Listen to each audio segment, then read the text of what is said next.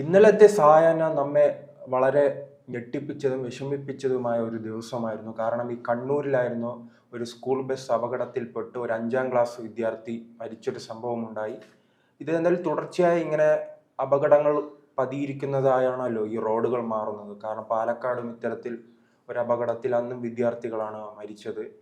എന്തായാലും ഇത് അധികൃതർ കൃത്യമായ ജാഗ്രത പുലർത്തണം. അതോടൊപ്പം തന്നെ ഈ ബസ്സുമായെല്ലാം ബന്ധപ്പെട്ടും ഈ ഡ്രൈവറുമായി ബന്ധപ്പെട്ടും പല വിവാദങ്ങൾ ഇപ്പോൾ ഉയർന്നു വരുന്നുണ്ടല്ലോ.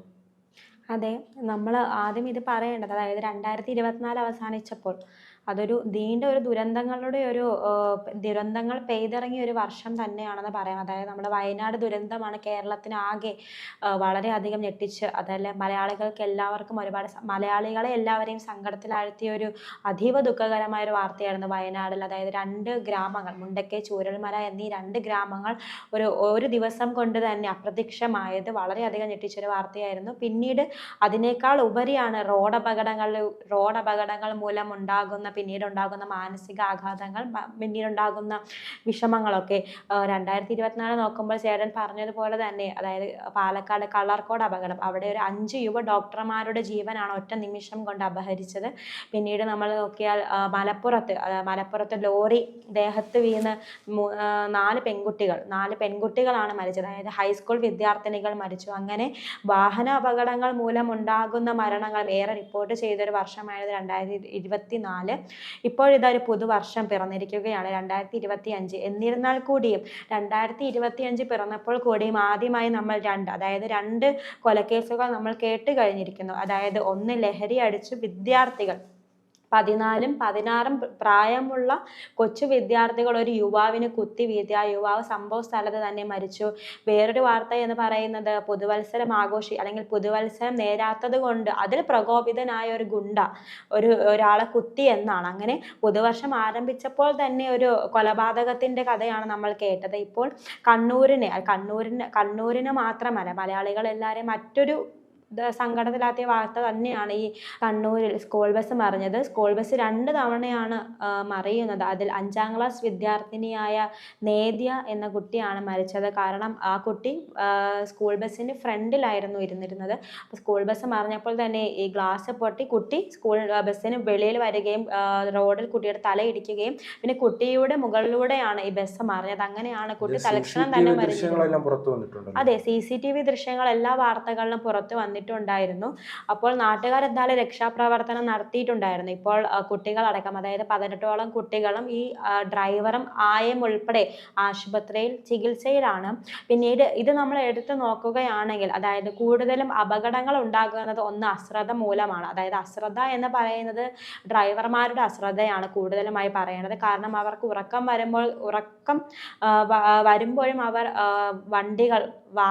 വണ്ടികൾ ഓടിക്കുന്നു. പിന്നീട് മൊബൈൽ ഫോൺ നോക്കിയാണ് ഭൂരിഭാഗം ചെറുപ്പക്കാരും വാഹനങ്ങൾ ഓടിക്കുന്നത്. അങ്ങനെ പലപ്പോഴും അങ്ങനെയാണ് അപകടങ്ങളിലേക്ക് കലാശിക്കുന്നത്. ഇപ്പോൾ ഒരു ഉറക്കം വന്നാൽ പോലും വഴിയിൽ ഒന്ന് വണ്ടി നിർത്തിയിടുകയോ ഒന്നും ചെയ്യാത്തൊരു തലമുറയാണ് ഇപ്പോൾ ഉള്ളത്. അല്ല, തലമുറയല്ല, എല്ലാവരും അങ്ങനെ തന്നെയാണ്. പിന്നാലെ ഈ ഡ്രൈവറിന്റെ പ്രതികരണം, ആ വണ്ടിക്ക് ഫിറ്റ്നസ് ഇല്ലാതിരുന്നു, തൻ്റെ പ്രശ്നമല്ല ബസ്സിന്റെ പ്രശ്നമായിരുന്നു എന്ന രീതിയിലുള്ള ഒരു പ്രതികരണമായിരുന്നു ആ ഡ്രൈവറിന്റെ ഭാഗത്തു നിന്നുണ്ടായത്. ഇപ്പോൾ ഏറ്റവും പുതുതായി വരുന്ന വിവരങ്ങൾ, ഈ നമ്മൾ വാഹന വകുപ്പിന്റെ അധികൃതർ നടത്തിയ പരിശോധനയിൽ ഈ വാഹനം അമിത വേഗത്തിലായിരുന്നു. അപ്പോൾ ഈ അമിത വേഗത്തിൽ പോകുന്നതാണല്ലേ, പ്രത്യേകിച്ച് ഈ കുട്ടികളുമായെല്ലാം പോകുമ്പോൾ ഇത്ര വേഗത പാലിക്കണമെന്നും, അതോടൊപ്പം തന്നെ മുൻകാലങ്ങളിലെല്ലാം ഇത്തരം അപകടങ്ങൾ ഉണ്ടായ പശ്ചാത്തലത്തിലാണ് ഈ ബസ്സിന്റെ നിറം തന്നെ ഏകീകരിച്ച് മഞ്ഞയാക്കുന്നത്. അങ്ങനെ കുട്ടികളെ ഉൾപ്പെടെ സുരക്ഷിതമായി കൊണ്ടുപോകേണ്ട അവസ്ഥയിൽ നിന്നും ഈ ഡ്രൈവർ അമിത വേഗത്തിലേക്ക് മാറിയതാണ്. അപ്പോൾ അങ്ങനെയുള്ള ആൾക്കാരെ തിരഞ്ഞെടുക്കുമ്പോൾ തന്നെ ഈ സ്കൂൾ അധികൃതർ ശ്രദ്ധിക്കണ്ടേ? സ്കൂൾ അധികൃതർ ശ്രദ്ധിക്കണം. ഇത് ഞാൻ പറഞ്ഞതുപോലെ ആ ഡ്രൈവർ പറയുന്നുണ്ട് ആദ്യമേ, അതായത് വണ്ടിയുടെ പ്രശ്നമാണല്ല, തൻ്റെ പ്രശ്നമല്ല എന്നും ഇത് സ്കൂൾ മാനേജ്മെൻറ്റോട് താൻ പറഞ്ഞതാണ്, വണ്ടിക്ക് ഇങ്ങനെ ഒരു പ്രശ്നമുണ്ടെന്ന് പറഞ്ഞതാണ്. പക്ഷേ സ്കൂൾ അധികൃതർ ഒന്നും ചെയ്യാത്തത് കൊണ്ടാണെന്നാണ് ഡ്രൈവർ ആദ്യമേ പറഞ്ഞത്. പിന്നീട് ചേട്ടൻ പറഞ്ഞതുപോലെ ഇപ്പോൾ മോട്ടോർ വാഹന വകുപ്പ് ഉദ്യോഗസ്ഥർ പറഞ്ഞിട്ടുണ്ട്, അതായത് സ്കൂൾ ബസ്സിന് യാതൊരു തകരാറുമില്ല, ഡ്രൈവർ ഫോൺ നോക്കിയാണ് വാഹനം ഓടിച്ചത്, ബസ് അമിത വേഗതയിലായിരുന്നു. ഇത് രണ്ടുമാണ് ആ കുട്ടിയുടെ മരണത്തിനിടയാക്കിയത്. ഒരു നമ്മളിപ്പോൾ സ്കൂൾ മാനേജ്മെന്റ് അതെ ഡ്രൈവർമാരെ സെലക്ട് ചെയ്യുമ്പോൾ എന്തായാലും നമ്മൾ അവിടെ ശ്രദ്ധിക്കണം. പക്ഷേ നമ്മൾ എന്തായാലും എക്സ്പീരിയൻസ് ഉള്ള ഡ്രൈവർമാരെയാണ് സ്കൂളിലൊക്കെ ബസ് ഓടിക്കാൻ വേണ്ടി എന്തായാലും എടുക്കുന്നത്. അപ്പോൾ അവിടെ ഒരു കാര്യക്ഷമമില്ലാത്ത അല്ലെങ്കിൽ കാര്യക്ഷമമില്ലാത്ത ആളോ ആണെന്നും അവർ നോക്കുന്നില്ല. കാരണം എക്സ്പീരിയൻസ് ഉണ്ടോ അത് മാത്രമാണ് അവർ നോക്കുന്നത്, മറ്റൊന്നും അവർ നോക്കുന്നില്ല. പിന്നീട് ആദ്യമൊക്കെ ഈ ഡ്രൈവർമാർ എങ്ങനെയാണ് അമിത വേഗതയിലായിരിക്കത്തില്ല വണ്ടി ഓടിക്കുന്നത്. കുട്ടികളെയും കൊണ്ട് പോകുന്നതുകൊണ്ട് വളരെ സ്ലോ ആയിട്ടായിരിക്കാം പോകുന്നത്. അവരുടെ ജീവൻ എത്രത്തോളം ഇമ്പോർട്ടൻ്റ് ആണ് എന്നനുസരിച്ചായിരിക്കും വാഹനം ഓടിക്കുന്നത്. പിന്നീടാണ് ഇവർ ബസ്സിന്റെ വേഗത കൂട്ടുന്നത്. അങ്ങനെ അമിത വേഗതയാണ് ഇത്തരത്തിൽ വലിയൊരു അപകടത്തിലേക്ക് കലാശിച്ചത്. പണ്ടല്ല ഈ KSRTC നിന്നും മറ്റ് സ്ഥാപനങ്ങളിൽ നിന്നല്ല സർക്കാർ സ്ഥാപനങ്ങളിൽ നിന്നും വിരമിച്ച് വരുന്നവരോ അതോടൊപ്പം തന്നെ നല്ല എക്സ്പീരിയൻസ് ഉള്ള കുറച്ച് പ്രായവും പക്വതയും ഉള്ളവരാണ് ഈ സ്കൂൾ ബസ്സുകളിലെല്ലാം ഡ്രൈവറായിട്ട് വയ്ക്കുന്നത്. അത് അറിയാമായിരിക്കും പലപ്പോഴും സ്കൂൾ ബസ്സുകൾ നാം നോക്കുകയാണെങ്കിൽ. പക്ഷേ ഇതൊരു 35കാരനാണ്, അദ്ദേഹമാണ് തൻ്റെ ഈ പ്രായത്തിൻ്റെ ആവേശമാണോ എന്നറിയില്ല, വലിയ വേഗത്തിൽ പോയാണ് ഈ അപകടം ഉണ്ടായിരിക്കുന്നത്. അപ്പോൾ ആ ചോദ്യം തന്നെ ആവർത്തിക്കും, ഇത് സ്കൂൾ അധികൃതരെയും കൂടെ ഒരു തെറ്റില്ലേ? കാരണം ഈ ഡ്രൈവർമാർ പ്രത്യേകിച്ച് ഇത്രയും കുട്ടികളുമായി പോകുന്ന ഒരു വാഹനം ഇത്രയും അശ്രദ്ധമായി ഓട്ടിക്കുന്ന ഒരു ഡ്രൈവറിനെ എങ്ങനെ ഏൽപ്പിച്ചു എന്നതും ആ സ്ഥാപനത്തിനുണ്ടായ കൂടെ തെറ്റല്ലേ? ആ സ്ഥാപനത്തിൻ്റെ കൂടെ തെറ്റാണ്. പക്ഷെ എനിക്ക് പറയാനുള്ളത് കൂടുതൽ, അതായത് സ്കൂൾ മാനേജ്മെന്റ് എന്ന് പറയുന്നത് എപ്പോഴും ഡ്രൈവർമാരെ സെലക്ട് ചെയ്യുന്നത് ചേട്ടൻ പറഞ്ഞതുപോലെ അതെ നേരത്തെയൊക്കെ കുറച്ച് പ്രായമായ ആൾക്കാരാണ് വാഹനം ഓടിക്കുന്നത്. പ്രായമായ ആൾക്കാർ വാഹനം ഓടിക്കുമ്പോൾ ഏറ്റവും കൂടുതൽ ശ്രദ്ധിക്കുന്നത് അവർ സ്ലോ കുറച്ചാണ് ഓടുക, അതായത് അവർ പതിയാണ് ഓടിക്കുന്നത്. കാരണം കുട്ടികളുള്ളതുകൊണ്ട് പതിയാണ് ഓടിക്കുന്നത്. പക്ഷേ ഇങ്ങനെ 35 വയസ്സിനകത്തുള്ള യുവാക്കളെ സെലക്ട് ചെയ്യുമ്പോൾ ഉറപ്പായിട്ടും അവർ ആദ്യമേ സ്ലോ ആയിട്ടാണെങ്കിൽ പിന്നീട് അമിത വേഗതയിലായിരിക്കും. പ്രായത്തിൻ്റെ ആവേശമാണെന്ന് തന്നെ പറയാം. അപ്പോൾ സ്കൂൾ മാനേജ്മെന്റ് കൂടുതലും ശ്രദ്ധിക്കുന്നത് ഒന്നെങ്കിൽ എക്സ്പീരിയൻസിലായിരിക്കാം, അല്ലെങ്കിൽ ഇപ്പോൾ കൂടുതലും എല്ലാം യുവാക്കളെയാണ് എല്ലാവരും ആശ്രയിക്കുന്നത്. കാരണം ഇപ്പോൾ പ്രായത്തിന് മൂത്ത ഒരാളെ ആരും ശ്രദ്ധിക്കുന്നില്ല. അതായത് ഇപ്പോൾ ഡ്രൈവർമാരാണെങ്കിൽ ചിലപ്പോൾ അവർക്ക് കാഴ്ച മങ്ങലായിരിക്കാം, ചിലപ്പോൾ ദൂരക്കാഴ്ച ഇല്ലാത്തവരായിരിക്കാം, ചിലപ്പോൾ അടുത്ത കാഴ്ച ഇല്ലാത്തവരായിരിക്കാം. അങ്ങനെയൊക്കെ ഈ മുതിർന്നവരെ മാറ്റി നിർത്തിയാണ് യുവാക്കളെ എടുക്കുന്നത് സ്കൂൾ മാനേജ്മെന്റ്. അതാണ് നമ്മൾ ഏറ്റവും കൂടുതൽ പ്രശ്നമായിട്ട് നോക്കേണ്ടത്. കാരണം കാഴ്ച പരിമിതി അവർ ശ്രദ്ധിക്കുന്നുണ്ടാകാം, പിന്നെ എക്സ്പീരിയൻസ്. പിന്നീട് യുവാക്കളാകുമ്പോൾ എന്തായാലും സുരക്ഷിതമായിരിക്കും വാഹനം ഓടിക്കുന്നത്. കാരണം അവർക്ക് കാഴ്ച ശക്തിയുണ്ട്, വേറെ പ്രശ്നങ്ങളൊന്നുമില്ല, ആരോഗ്യ പ്രശ്നങ്ങളില്ല. അങ്ങനെയൊക്കെ അടിസ്ഥാനത്തിലായിരിക്കും ഈ സ്കൂൾ മാനേജ്മെന്റ് എടുക്കുന്നത്.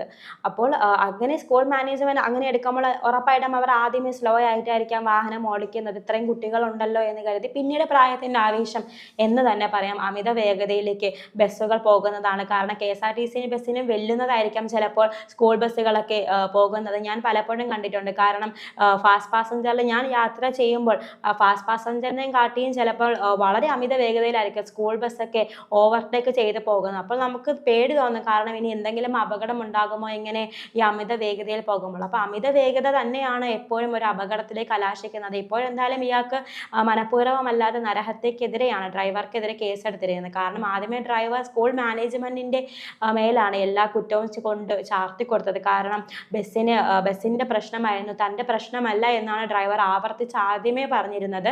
പിന്നീടാണ് ഇപ്പൊ മോട്ടോർ വാഹന വകുപ്പ് ഇപ്പോൾ പുറത്തുവിട്ടിരിക്കുന്നത്. കാരണം ബസ്സിന് യാതൊരു പ്രശ്നവുമില്ല, ഡ്രൈവറിന്റെ അശ്രദ്ധക്കുറവും ഡ്രൈവർ ഫോൺ ഉപയോഗിച്ചതുമാണ്. കാരണം പോലീസ് ഉദ്യോഗസ്ഥർ ഉൾപ്പെടെ എല്ലാ ഉദ്യോഗസ്ഥരും പറയുന്നുണ്ട്, അതായത് നമ്മൾ അമിത വേഗതയിൽ വാഹനം ഓടിക്കരുത്, ഫോൺ ഉപയോഗിച്ച് പ്രത്യേകിച്ച് ഫോൺ നോക്കിക്കൊണ്ട് വാഹനം ഓടിക്കുന്നത്. പക്ഷെ അതാരെങ്കിലും ശ്രദ്ധിക്കുന്നുണ്ടോ? ഇല്ല. നമ്മൾ എപ്പോഴും നോക്കിയാൽ, ഇപ്പോൾ കാറിനകത്ത് നോക്കിയാൽ പോലും ഇപ്പോൾ വണ്ടി ഓടിക്കുന്ന ചെറുപ്പക്കാരനെ നോക്കിയാൽ അയാളുടെ കയ്യിൽ ഫോൺ ഉണ്ടാകാം, അല്ലെങ്കിൽ അയാൾ ആരുടെയെങ്കിലും സംസാരിച്ചായിരിക്കാം വണ്ടി ഓടിക്കുന്നത്. ആ ഫോണിൽ സംസാരിക്കുമ്പോൾ നമ്മൾ ഫോണിൽ മുഴുകുന്നു, അല്ലെങ്കിൽ മുന്നിലുള്ള വാഹനങ്ങൾ, മുന്നിൽ ആരെങ്കിലും ക്രോസ് ചെയ്യുന്നുണ്ടോ ഒന്നും ശ്രദ്ധിക്കുന്നില്ല. അതുപോലെ തന്നെയാണ് ഇവിടെയും സംഭവിച്ചത്. എന്തായാലും അയാൾക്കെതിരെ ഇപ്പോൾ പോലീസ് കേസ് രജിസ്റ്റർ ചെയ്തിട്ടുണ്ട്. അന്വേഷണം നടക്കുകയാണ്. മറ്റൊരു കുട്ടികളും ജീവൻ നഷ്ടമാവാതിരിക്കട്ടെ. ആ കുട്ടികൾ എത്രയും പെട്ടെന്ന് തന്നെ ജീവിതത്തിലേക്ക് സുഖം പ്രാപിച്ച് വരട്ടെ. എന്തായാലും അമിത വേഗതയിൽ എല്ലാ ഡ്രൈവർമാർക്കും ഇതൊരു പാഠമാകണം. കാരണം കുട്ടികളെ കൊണ്ട് പോകാവുന്ന ഒരു ലിമിറ്റ് ഉണ്ട് സ്പീഡിന്, അതായത് വാഹനത്തിനൊരു ലിമിറ്റ് ഉണ്ട്. ആ ലിമിറ്റിൽ മാത്രമേ സ്കൂൾ ബസ് ഓടിക്കാവൂ എന്നുള്ളൊരു മുന്നറിയിപ്പ് കൂടെയാണ് ഇവിടെ നൽകിയിരിക്കുന്നത്.